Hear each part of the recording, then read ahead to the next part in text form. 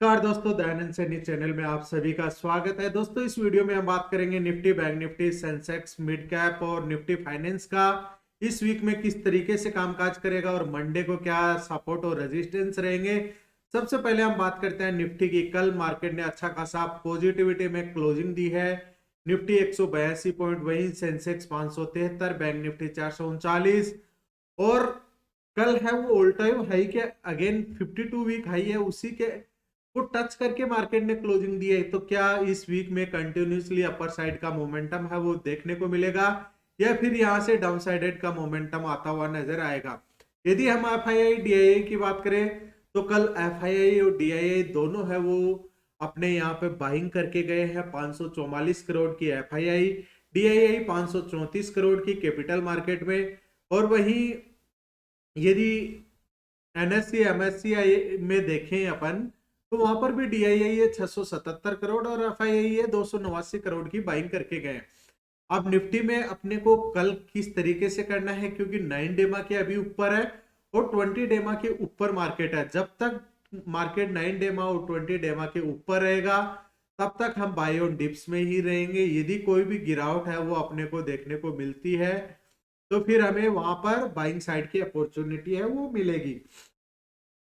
यदि अब हम आरएसआई की बात करें कि अभी इंडेक्स में स्ट्रेंथ कितना बचा हुआ है, तो अभी अपना आरएसआई है अप्रोक्सीमेट 62 के आसपास है और 72 अपना ओवरबोर्ड जोन हो जाता है। तो ओवरबोर्ड जोन पे रीच करने के लिए अभी भी मार्केट में थोड़ा गुंजाइश है वो बचा हुआ है। यदि यहां पर जाता है और यहां से रिजेक्शन आता है तो फिर मार्केट है वो डाउन ट्रेंड में आ सकता है। अदरवाइज 80 तक एक्सट्रीमली ओवरबोर्ड जोन होता है और मार्केट 80 तक सरवाइव है वो कर सकता है। तो अपने को दोस्तों ये भी ध्यान में रखना है कि मार्केट में कहां से गिरावट है वो आ सकती है या फिर कहां पर जाकर इंडेक्स का मैनेजमेंट है वो होगा। तो इन सभी चीजों को ध्यान में रखते हुए ही आप अपनी ट्रेड का सेटअप है वो बनाइए। अब बात करते हैं कि अपने को किस तरीके से कामकाज करना है मंडे को निफ्टी में। तो निफ्टी यदि यहां से गैप अप ओपनिंग होती है और 26,378 का लेवल ब्रेकआउट करता है, यदि मार्केट फर्स्ट 5 मिनट की कैंडल इस लेवल को ब्रेकआउट कर जाती है, तभी हम वहां पर तभी हम वहां पर अपना जो रुख है उसको अपर साइड में समझेंगे कि यहां से ब्रेकआउट हो चुका है और फर्स्ट 5 मिनट की कैंडल के हाई के ऊपर एक कैंडल सस्टेन हो जाती है। तो फिर मार्केट में अपर साइड के रुख है वो देखने को मिल सकता है, जिसका रेजिस्टेंस क्या रहेगा 26,410, 26,448, 26,494 और 26,524 तक के अपर साइड में लेवल्स है वो आते हुए नजर आ सकते हैं। दोस्तों, ये सपोर्ट और रेजिस्टेंस ओनली एजुकेशनल पर्पज के लिए है। इनमें किसी को भी बाय और सेल का रिकमेंडेशन नहीं दिया जाता। यदि आपने मंडे के लिए कोई भी पोजीशन होल्ड की है तो आप कमेंट बॉक्स में कमेंट करके बता सकते हैं, ताकि क्या सपोर्ट रहेंगे क्या रेजिस्टेंस रहेंगे उसके बारे में भी हम बात कर सके।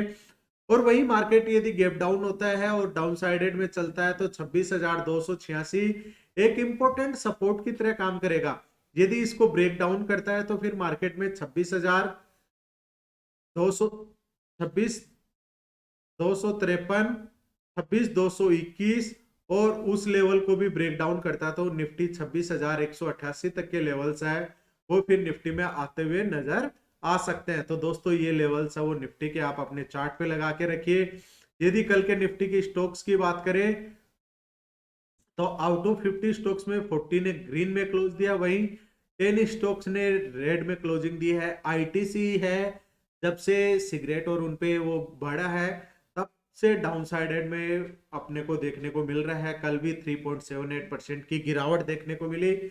कोल इंडिया, एनटीपीसी, हिंडाल्को, ट्रेंट, एसबीआई बैंक दोस्तों 1,000 का लेवल है वो पार कर चुका है, जो कि हमने पहले भी डिस्कस किया था कि एसबीआई में कंटिन्यूसली तेजी बनी हुई है। अब यहां से क्या ब्रेकआउट होगा या क्या होगा वो उसका चार्ट देख के ही आप उस पे एनालिसिस करिए।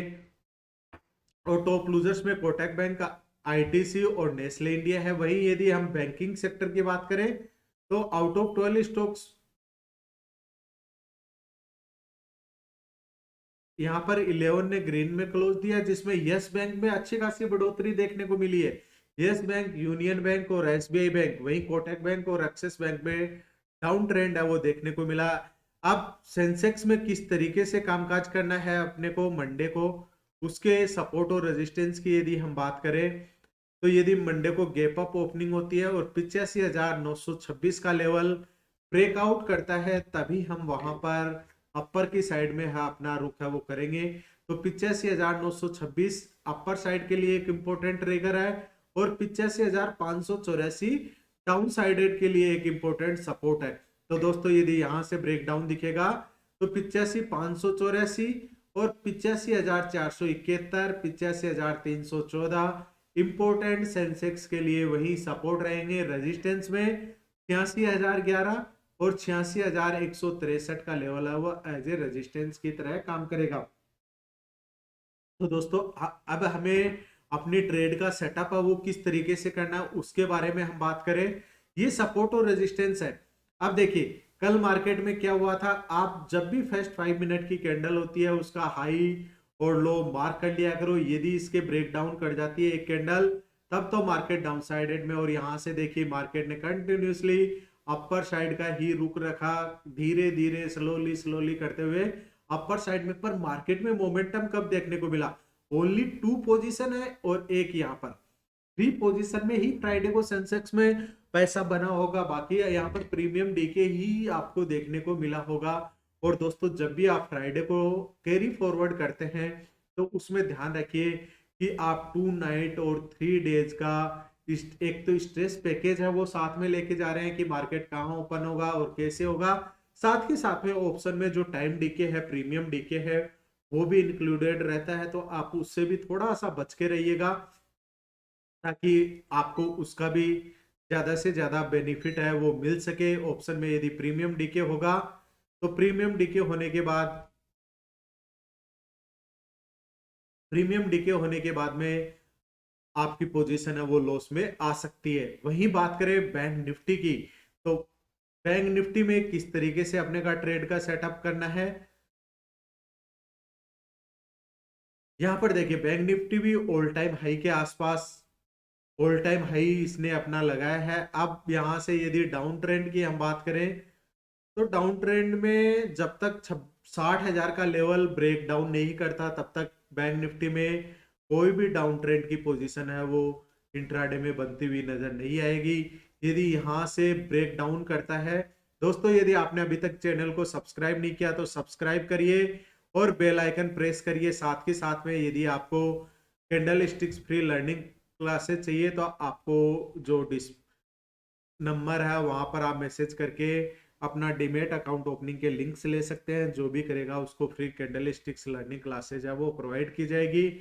और बैंक निफ्टी 60,000 का लेवल यदि ब्रेक डाउन होता है तो फिर वहां से डाउन साइडेड में 59,895, 59,780 और 59,656 का लेवल है वो इंपोर्टेंट ट्रिगर की तरह अपने लिए काम करेगा। अब अबव साइड की तरफ में तभी रख करना है जब 60,270 का 207 का लेवल है वो वहां पर ब्रेकआउट है वो देखने को मिले। और निफ्टी मिड कैप की बात करें तो निफ्टी मिड कैप भी बुलिश बना हुआ है। अपर साइड में 14,070 का लेवल यदि ब्रेकआउट होता है तो फिर इंट्राडे में अबव की साइड में निफ्टी मिड कैप देखने को मिल सकता है, जिसमें 14,101 और 14,123 अपर साइड की तरफ रेजिस्टेंस होंगे।